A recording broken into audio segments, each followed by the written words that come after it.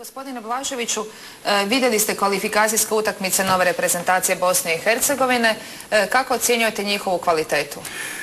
Inače, moj prijatelj Muzurović, on je jedan izuzetan nogometni stručnjak, jako iskusan i činjenica je da Bosanci po jednoj tradiciji ispod svog podneblja nalaze uvijek izuzetne nogometaše. Oni su danas raštrkani po cijeloj Europi, igraju čak i za značajne evropske klubove i oni imaju jednu respektabilnu reprezentaciju i nije čudo da su napravili ovako senzacionalne rezultate.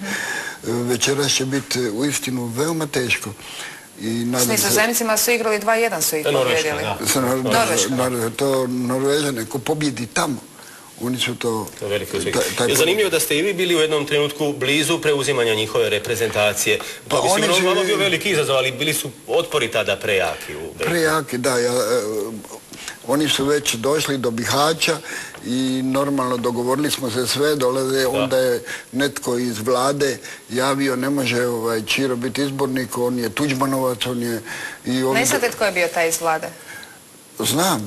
Hoćete reći? Hoću, zašto ne bi rekao.